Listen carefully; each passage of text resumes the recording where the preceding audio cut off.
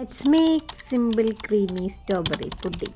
ഇപ്പോൾ എല്ലാവരും ഫ്രിഡ്ജുകളിലൊക്കെ strawberry store ചെയ്ത് വെച്ചിട്ടുണ്ടാകും. കാരണം ഇപ്പോൾ സ്ട്രോബെറി സീസൺ ആണല്ലോ.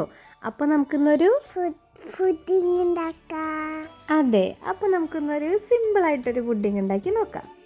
അപ്പോൾ അതിനായിട്ട് ഒരു കപ്പ് വെള്ളത്തിൽ കുറച്ച് സ്ട്രോബെറി ജെല്ലി പൗഡർ മിക്സ് ചെയ്ത് നല്ലപോലെ തിളപ്പിച്ച് ഒരു ഗ്ലാസ് ജാറിൽ ഒഴിച്ച് നമുക്കത് സെറ്റായി ജെല്ലാവാനായിട്ട് നമുക്കത് ഫ്രിഡ്ജിൽ വെക്കാം. ജെല്ല് സെറ്റാവുമ്പോഴേക്കും പുഡിങ്ങിൻ്റെ ബാക്കി സെറ്റിങ്സൊക്കെ റെഡിയാക്കിയാലോ.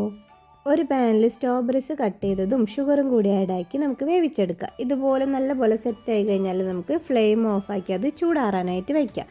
ഇനി നമുക്ക് സെറ്റായി നമ്മൾ ജെല്ലി എടുത്ത് നല്ല ചെറിയ ക്യൂബ്സ് ആയിട്ട് കട്ട് ചെയ്തെടുക്കാം. ഇനി അതിലേക്ക് നമുക്ക് ഒരു കപ്പ് ഫ്രഷ് ക്രീമും മധുരത്തിന് ആവശ്യമായിട്ടുള്ള കണ്ടൻസ് മിൽക്ക് കൂടി ആഡ് ചെയ്ത് നമ്മൾ ക്യൂബ്സിൻ്റെ മുകളിൽ ലെയർ സെറ്റ് ചെയ്ത് കൊടുക്കുക. അടുത്ത ലെയറായിട്ട് നമുക്ക് ചവ്വരി വേവിച്ചത് നമുക്ക് ലെയർ ചെയ്ത് കൊടുക്കാം. അതിൻ്റെ മുകളിൽ വേവിച്ച സ്ട്രോബെറിയും കൂടി നമുക്ക് ലെയർ ചെയ്ത് കൊടുക്കുക. അപ്പോൾ നമ്മൾ സിമ്പിളായിട്ടുള്ള സ്ട്രോബെറി പുഡിങ് സെറ്റായിട്ടുണ്ട്.